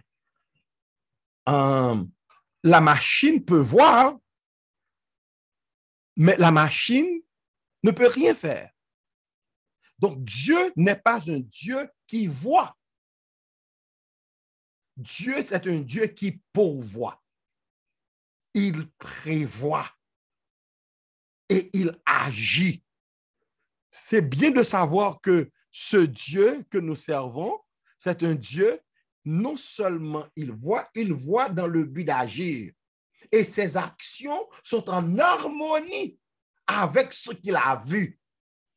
Il voit tout, il fait à la fois le diagnostic et le traitement. C'est si beau de savoir, mes frères et sœurs, vous des Caraïbes, le Dieu que vous servez, il voit et il agit en conséquence. Pour cela, il faut toujours penser à ce Dieu qui est omnipotent. Lorsque vous servez Dieu, pour dire que Dieu pourvoira, il faut savoir qu'il y a un Dieu qui est omnipotent, un Dieu qui est omniscient, un Dieu qui est omniprésent. Et puis, il y a le troisième élément, souvent fois qu'on oublie, peut-être qui est sous-entendu, un Dieu qui est omnibénévolent. L'omnibénévolence de Dieu, omni veut dire tout, béné veut dire et bon, et volens veut dire volonté. Donc, c'est un Dieu qui a la bonne volonté d'être toujours bon. Le bien sort de ce Dieu. Il n'y a aucune erreur en lui. Lorsque on dit Dieu, ce Dieu pourvoit, c'est que Dieu, non seulement il est tout puissant, il sait tout, il est toujours présent, il est plein d'amour. Donc, tout ce qu'il nous offre, c'est pour notre bien. Alléluia. Alléluia. Tout ce que Dieu nous offre, c'est pour notre bien. Donc, Dieu pourvoit. C'est ce Dieu qui nous demande de donner pour lui ressembler. Donc lui, puisqu'il sait ce qui est bien et qu'il est Dieu et il donne, nous avons été créés à son image, à sa ressemblance. C'est ce Dieu qui nous demande aussi de lui ressembler. Donc, il nous instruit pour notre bien. Donc, Dieu nous dit, donne-moi ton bois et ton feu et sois disposé à m'offrir tout ce qui t'est cher et moi, je te montrerai que je pourvoirai à tous tes besoins. Vous savez, l'idée que Dieu pourvoira, donc, Dieu a déjà pourvu. Aujourd'hui, ce que je vais vous enseigner ou partager avec vous, c'est que Dieu pourvoit aussi le bois, le feu et l'agneau. Et la gérance du bois et du feu permet à l'agneau d'être consumé. C'est ce Dieu qui nous demande de lui ressembler. Il nous instruit pour notre bien. Le bois, le feu et l'agneau, c'est une trinité inséparable dont l'intégrité et la dignité doivent être révérencieusement sauvegardées. Le programme de Satan, c'est je veux quoi? C'est de diviser ces trois éléments. J'aimerais dire aussi que la plus grande tentation de l'Église du reste consiste à promouvoir soit le bois, soit le feu, soit l'agneau, indépendamment l'un de l'autre. Lorsque je dis Dieu pourvoira ou bien Dieu pourvoit, il faut voir qu'il faut prendre tous ces trois éléments en considération. Et comment les séparer? Les organisations du monde, l'écologie de la nature, ils font bien, c'est parce qu'ils sont en train de gérer le bois. Ils sont en train de gérer l'écologie. Les groupes philanthropiques en donnent des milliards de dollars. Les pauvres, ils font ce que Dieu demande. Ils prennent soin des pauvres et des démunis, mais ce n'est pas la ration. Ils donnent le bois ou le feu, mais donc, cependant, l'objectif primordial de l'Évangile consiste à nous offrir nous-mêmes comme un sacrifice vivant jusqu'à ce que nous parvenions à l'unité de la foi afin d'atteindre la stature parfaite de Jésus. Romains 12, verset 1er nous demande de nous offrir comme un sacrifice vivant. Donc, pour que ce sacrifice soit accepté, pour que notre vie ne soit pas le sacrifice de Caïn, pour que nous jouissions pleinement des bienfaits du Seigneur, pour dire que le Seigneur pourvoira, il faut que j'ai en main ces trois éléments, le bois, le feu et l'offrande. Donc, Isaac a clairement énoncé bois plus feu plus vie égale offrande consumée par le feu. Donc, l'adoration véritable et authentique, c'est le mariage de ces trois éléments. Donc, lorsque, essayez de comprendre ici, je donne ma vie au Seigneur sans bois et feu, nos biens. Le feu, c'est nos biens, nos trésors. Souvent de fois, lorsqu'on dit Dieu pourvoira, nous pensons à l'agneau. Mais Abraham avait déjà dit, avait compris que et le bois et le feu étaient pourvus par Dieu. il les avait aussi offerts au Seigneur. Il ne voulait pas conserver son bois. Il ne voulait pas conserver son feu. Et le sacrifice ne serait jamais consumé sans le bois et le feu. L'offrande que nous offrons à l'Église maintenant, c'est quoi? Est-ce que c'est l'agneau, le bois ou le feu? Essayons de comprendre. S'il faut et faire une comparaison, j'aimerais vous dire que c'est le feu. C'est le feu. L'ingéniosité humaine, nos talents, nos dons qui ont été convertis en monnaie, l'argent qu'on donne, c'est le feu. C'est le feu. Le bois, c'est dans la nature. Notre courage et tout nous a été donné dans le but de les utiliser pour gagner le pain quotidien. Et c'est de ce pain que Dieu nous demande de nous donner aux autres. Certains chrétiens nous disent, bon, je vois le cœur, je viens à l'église et puis je me donne à l'église. Je dis, c'est un bluff. C'est ce bluff. Si vous venez sans bois et sans feu, vous resterez sans être consumés. Les béliers restent des béliers et les boucs, aucun sacrifice n'est fait, aucune vie n'est sacrifiée, aucun vice n'est extirpé, l'orgueil n'a pas été éliminé, le racisme n'a pas été brûlé.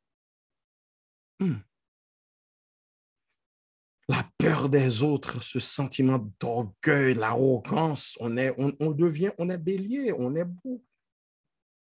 Parce que l'offrande n'est pas consumée. Donc, on ne peut pas vraiment servir Dieu sans offrir votre feu, sans offrir ce bois. Autrement, on est Caïn. L'offrande systématique qui reflète le don de soi révèle notre désir de ressembler à notre Père céleste qui pourvoit aux besoins de ses enfants. Parce que c'est cette trinité qu'il faut conserver. Le bois, le feu et l'agneau. Donc, à travers l'offrande volontaire qui est le bois et le feu, pas l'agneau. L'offrande volontaire, ce qui est concret, nous révélons notre disposition à nous offrir à Dieu. On peut donner sans s'offrir, mais on ne peut pas s'offrir sans donner.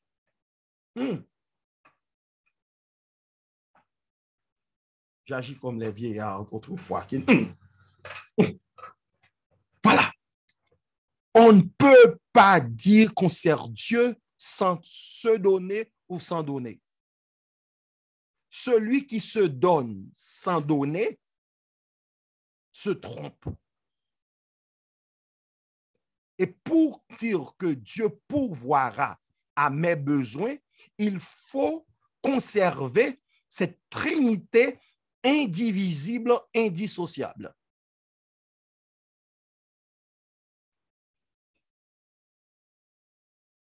C'est là que je comprends qu'on peut venir à l'église, on peut faire tout, on peut chanter, on fait toutes ces choses, on garde ses biens, on ne met pas Dieu à l'épreuve. On a failli à l'examen. On se trompe. On vient avec l'offrande n'est pas consumée parce que le feu n'est pas là. Et Isaac a dit, papa, je veux voir le bois, le feu, je veux voir la Aïs, je veux voir Aïssim, mais où est l'Assé? Où est l'agneau? Donc il faut cette disposition. l'objectif suprême de Dieu, c'est moi. Je m'offre un sacrifice. Mais pour que le sacrifice soit brûlé, il faut que je vienne aussi avec mes biens, avec ce feu. C'est pour cela, dans Proverbe 3, versets 5 et 10, il est dit, « Confie-toi en l'Éternel de tout ton cœur et ne t'appuie pas sur ta sagesse. Reconnais-le dans toutes tes voies et il aplanira tes sentiers. Ne sois point sage à tes propres yeux. Crains l'Éternel et détourne-toi du mal. Ce sera la santé pour tes muscles et un rafraîchissement pour tes os. Honore l'Éternel avec tes biens et avec les prémices de tout ton revenu. Alors tes greniers seront remplis d'abondance et tes cuves regorgeront de mou. » Voici le rôle de l'offrande. Vous comprenez? Maintenant, avant, au verset 5, on se confie en l'Éternel de tout son cœur. On le reconnaît dans toutes ses voies. Et donc, ça se traduit.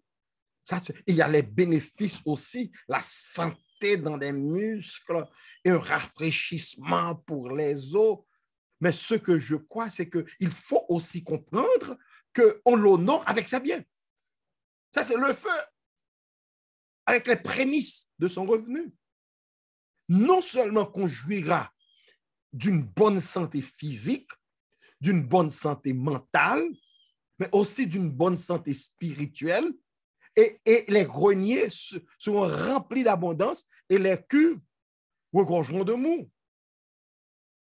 C'est ainsi qu'on pourra ressembler à Christ. Comme 2 Corinthiens 3, verset 18 nous dit, « Nous tous, qui le visage découvert, contemplons comme dans un miroir la gloire du Seigneur, nous sommes transformés en la même image de gloire en gloire, comme par le Seigneur l'Esprit, en suivant les directives de Dieu, en contemplant Dieu à travers notre obéissance, nous sommes transformés à son image. » Donc, il n'existe pas de transformation sans obéissance.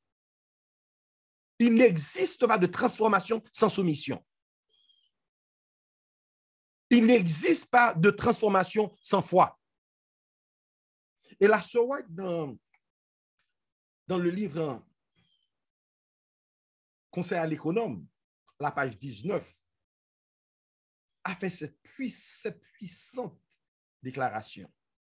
J'aimerais bien que vous lisiez avec moi. La puissance de Dieu se manifeste dans les battements du cœur, dans l'activité des poumons et dans le flux vital qui circule dans les milliers de vaisseaux différents qui parcourent le corps. Nous lui sommes redevables de chaque moment de notre existence et de tous les avantages de la vie. Les pouvoirs et les facultés qui placent l'homme au sommet de la création sont un don de Dieu. Il nous comble de ses bienfaits. Nous lui devons la nourriture que nous mangeons, l'eau que nous buvons, les vêtements que nous portons, l'air que nous respirons. Sans une intervention spéciale de la Providence, l'air serait empesté et pollué. Il est un bienfaiteur, un protecteur généreux.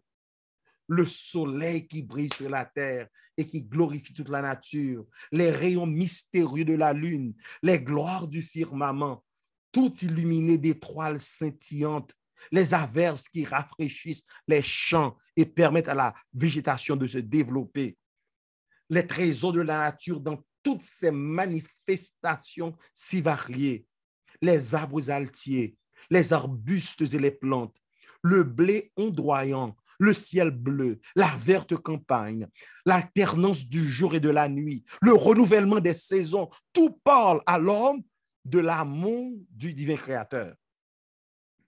Et elle termine en disant, il nous a attachés à lui par toutes ces manifestations dans le ciel et sur la terre. C'est ce Dieu qui pourvoit.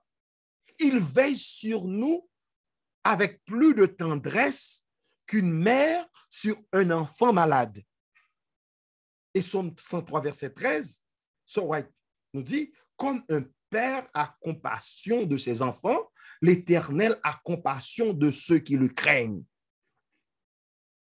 Lorsque nous analysons cette vérité fondamentale sur notre Dieu, nous pouvons comprendre la profondeur, la largeur, la hauteur, l'épaisseur de l'amour de Dieu. Mes frères et sœurs.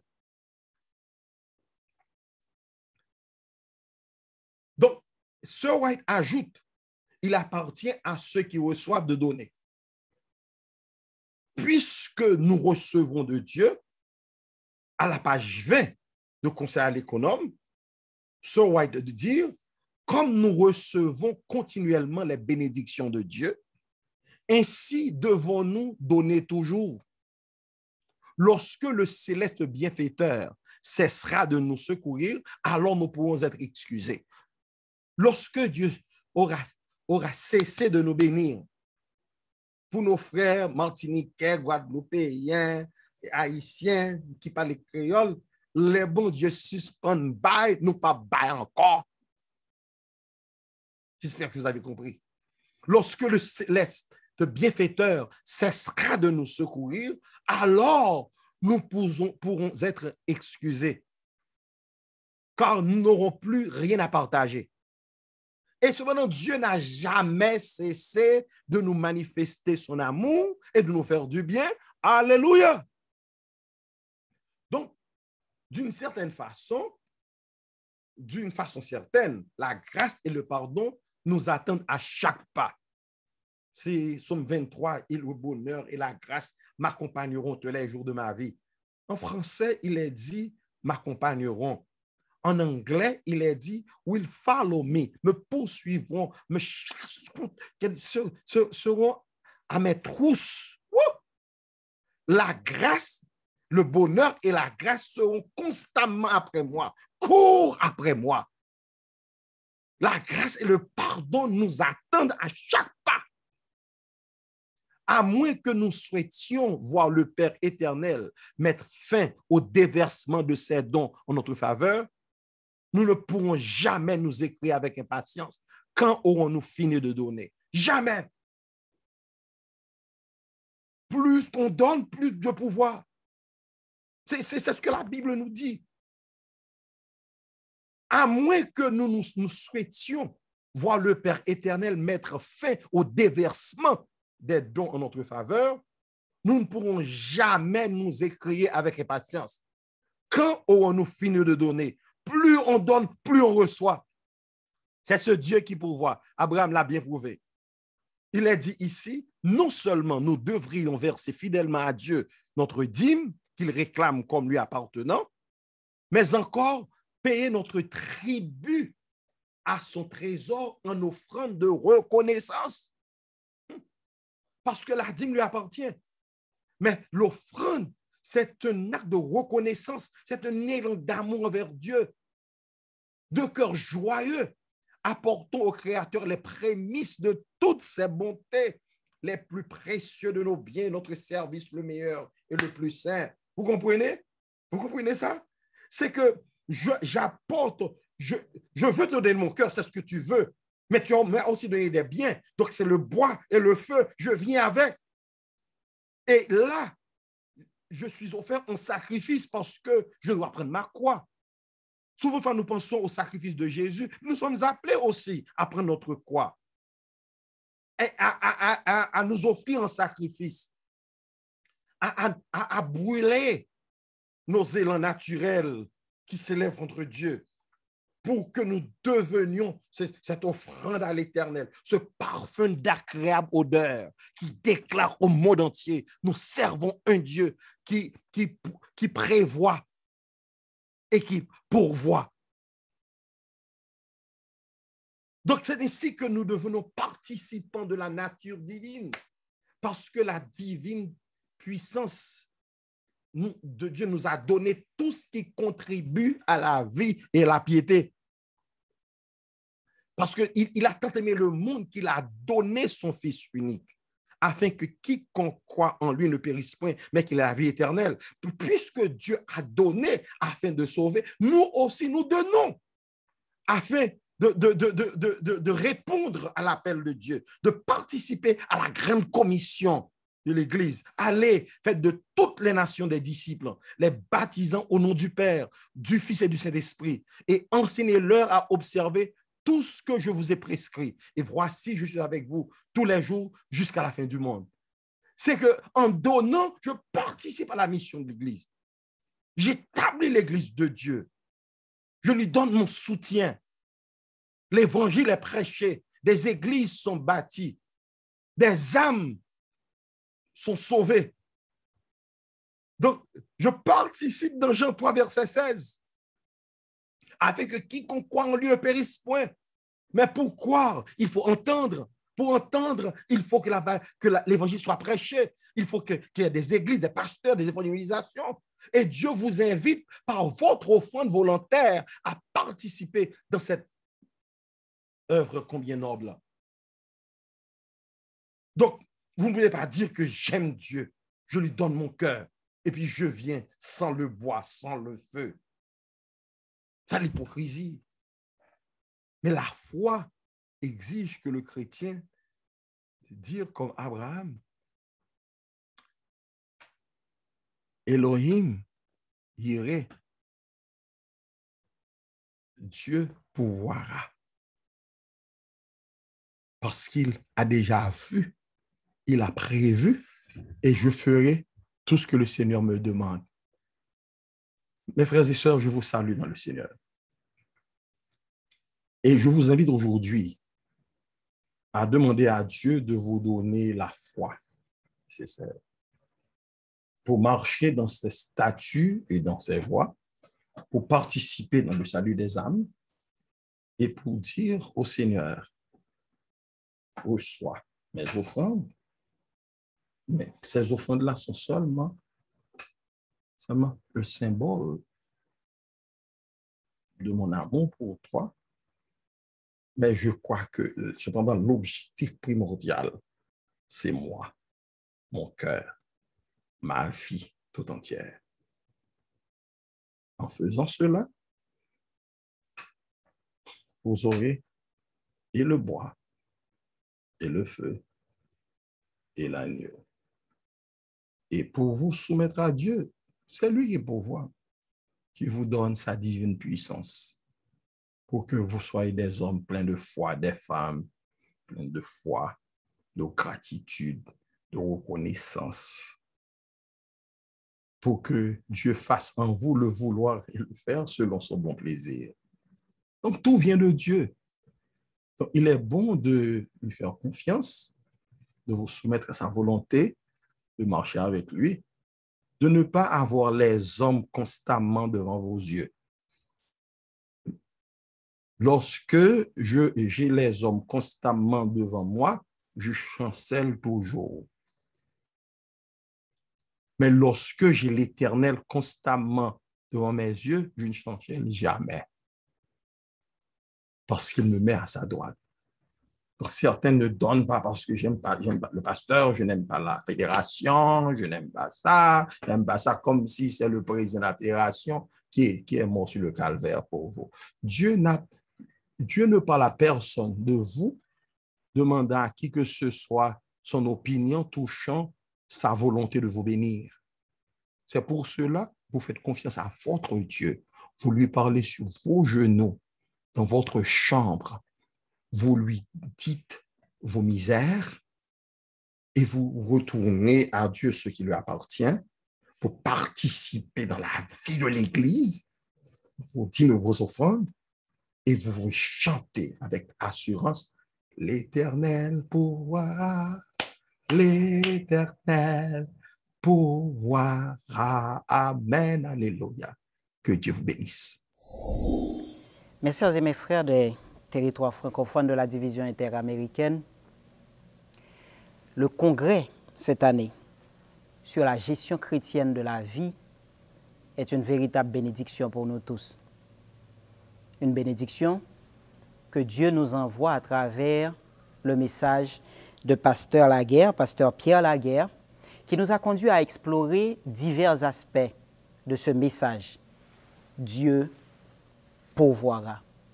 Dieu pourvoira, message qu'il nous a aidé à avoir une compréhension différente, peut-être nouvelle, mais certainement profonde de cet aspect de Dieu qu'il a appelé l'omnibénévolence de Dieu. Partant de la réponse d'Abraham à son fils, Abraham qui a dit « Mon fils, Dieu se pourvoira lui-même de l'agneau pour l'Holocauste », Pasteur Laguerre nous invite à comprendre 3 dimensions très importantes de ce message. La première dimension, c'est une dimension qui est tout à fait importante. Pasteur Laguerre nous rappelle qu'il n'y a pas d'adoration sans offrande. Comme il le dit très bien, aimer, c'est donner. Il y a cette phrase extraordinaire qu'il a ajoutée dans son message. On peut donner sans se donner, mais on ne peut pas se donner sans donner. Aimer, donc, c'est donner, donc manifester nous-mêmes l'amour que nous avons pour Dieu à travers l'adoration implique notre offrande. Un deuxième message qu'il nous invite à comprendre et à découvrir, c'est que, au-delà de ce don que nous faisons, Dieu nous invite dans Malachie 3 à l'éprouver, à le tester, à regarder jusqu'à quel point la miséricorde, mais aussi et surtout la fidélité de Dieu est toujours disponible pour chacun de ses enfants.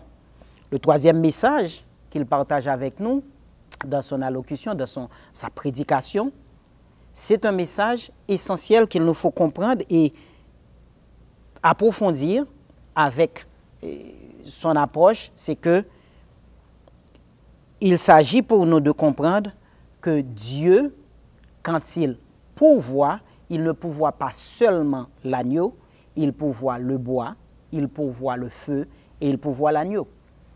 Et ces images ont été très utiles dans son message pour nous expliquer que le bois va représenter les ressources, les matières premières que Dieu met à notre disposition, les capacités, les ressources que Dieu met à notre disposition, premièrement, que le feu va représenter l'intelligence humaine, les capacités, les talents que Dieu nous donne, et l'agneau, qui est l'agneau pourvu par Dieu dans l'histoire d'Abraham, cet agneau représente certes le sacrifice de Jésus à la croix pour nous, mais également représente notre don, le don de nous-mêmes, la capacité que nous avons à nous donner complètement à notre Dieu.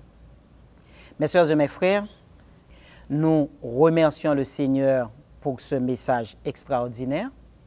Nous remercions également son serviteur, Pasteur Laguerre, qui nous a présenté de façon aussi claire et aussi détaillée cette bénédiction de la part de Dieu, qui est la bénédiction dont nous avons parlé. Dieu pourvoira. Que Dieu nous bénisse. Amen.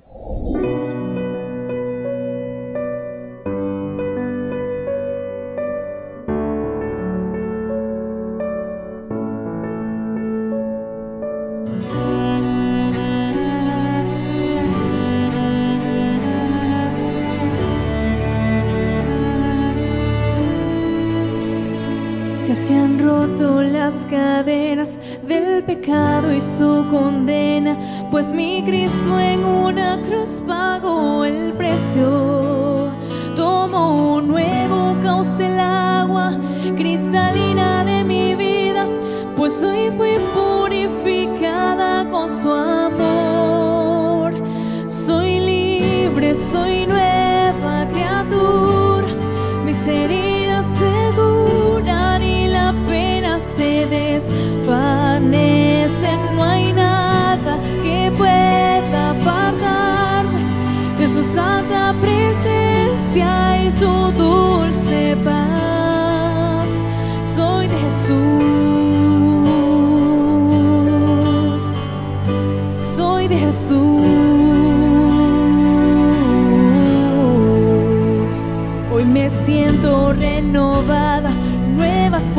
las nuevas ganas de gritarle a todo el mundo mis palabras.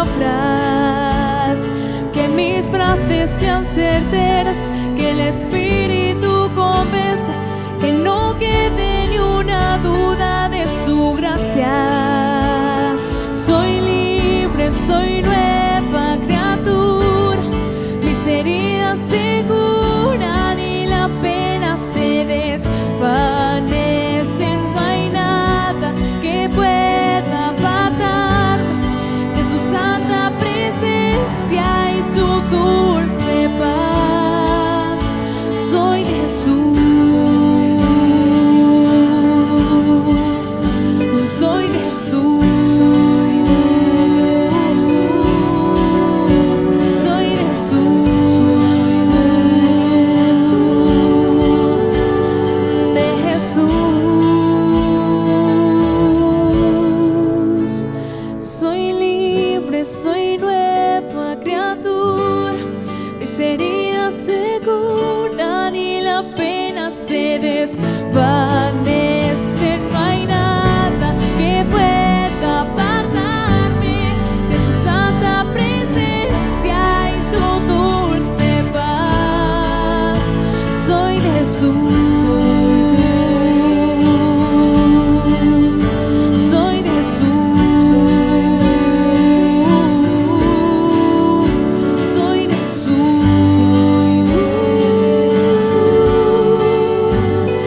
de Jesús.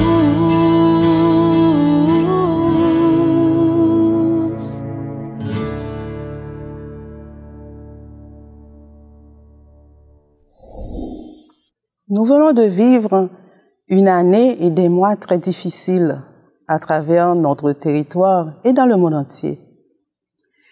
Mais nous savons que Dieu est là. Et quelles que soient les difficultés auxquelles nous faisons face, Dieu a toujours pourvu à nos besoins. Et l'un des moyens d'accéder à l'oreille de Dieu, c'est par la prière.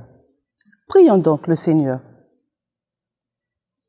Éternel Dieu, notre Père, Dieu bon, puissant, compatissant, celui qui connaît notre nom, celui qui a compté tous les cheveux de notre tête, celui qui regarde à notre vie et désire nous sauver. Ô toi, Père éternel, nous venons à toi en cet instant pour te remercier des grâces reçues de ta part durant cette année difficile de pandémie qui continue jusqu'à présent. Mais nous savons, Seigneur, que nous n'avons rien à craindre, car tu as été avec nous dans le passé et tu seras encore avec nous dans l'avenir. C'est pourquoi, tendre Père, nous remettons entre tes mains tous tes enfants, ceux qui ont été malades pour une raison ou une autre, ceux qui sont en convalescence, afin, Seigneur, que tu continues d'œuvrer en leur faveur, que ta main guérissante continue de les guérir, de les toucher et de permettre qu'ils recouvrent la santé. Tendre Père, nous savons que si un peuple est malade, il a du mal à survivre, il a même du mal à prier. C'est pourquoi, Seigneur, nous t'implorons en cet instant. Viens apporter une guérison, non seulement physique, mais une guérison spirituelle à ton peuple qui a tant besoin de toi. Ton peuple a besoin de te servir. Il a une parole à annoncer. Permets, Seigneur, que sa santé physique, morale, émotionnelle et spirituelle soit conforme à tes désirs. Nous savons, Seigneur, que certains ont perdu des membres de leur famille. Donne-leur la consolation dont il faut.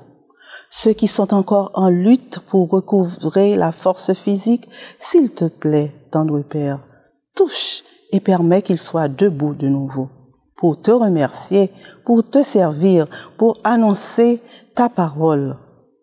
Et Seigneur, nous savons que ta volonté sera faite dans nos vies et nous acceptons ta volonté. Et c'est pourquoi nous te prions au nom de Jésus, qui vit et qui règne au siècle des siècles. Amén. Dios proveerá, espera.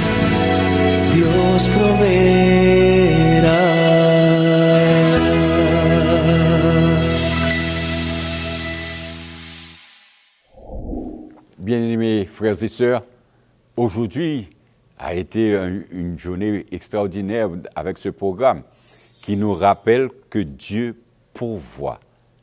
Et il s'attend à ce que chacun de nous puissions nous intégrer dans sa volonté de faire sa volonté.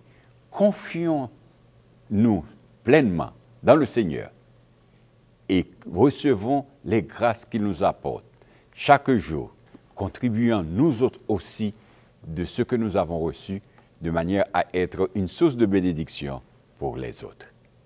Ne voulez-vous pas, en ce jour, réellement vous consacrer à Dieu et vous remettre entre ses mains? Ne voulez-vous pas vous confier en l'Éternel et dire avec moi, quelles que soient les circonstances, je crois en ce Dieu qui pourvoira à tous nos besoins. Là où tu es, je voudrais t'inviter à participer à une prière. Seigneur notre Dieu, merci de nous avoir parlé en ce jour. Dans les différentes interventions, nous avons compris que tu veux de nous et être des champions dans ton œuvre. Tu veux que nous soyons tous à même de réaliser pour toi de grandes choses. Parce que toi-même, tu as pour nous en réserve des choses extraordinaires. Donne-nous, ô Dieu, de nous confier davantage en toi. Augmente notre foi et bénis-nous abondamment. Nous te prions au nom de Jésus. Amen.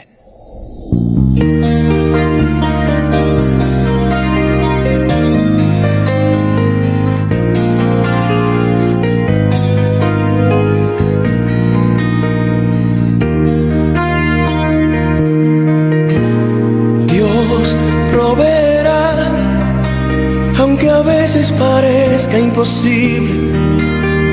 Dios proveerá, proveyó para Elías su pan. Dios proveerá, espera, Dios proveerá. El justo por la fe vivirá, y su pan jamás le faltará. Estoy seguro que Dios proveerá. Espera, Dios proveerá. Dios proveerá, aunque a veces parezca imposible. Dios proveerá, proveyó para Elías su pan. Dios proveerá, espera, Dios proveerá. Recuerdo la historia de Abraham y la prueba con su hijo Isaac.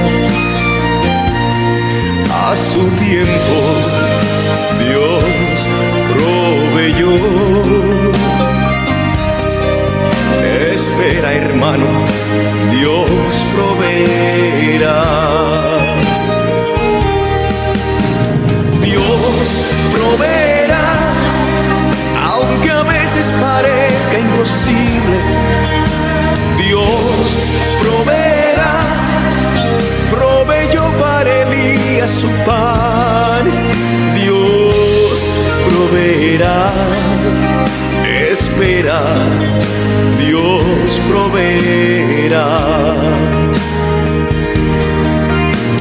Dios proveerá, aunque a veces parezca imposible.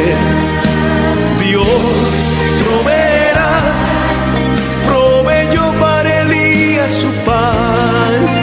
Dios proveerá, espera, Dios proveerá. Dios proveerá, aunque a veces parezca imposible.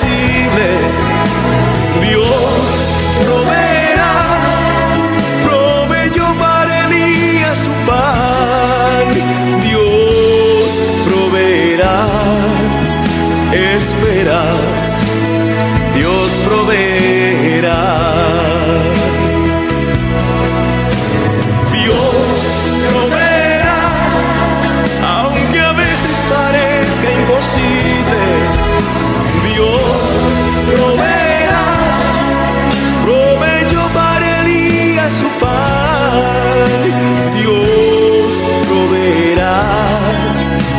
Espera, Dios proveerá.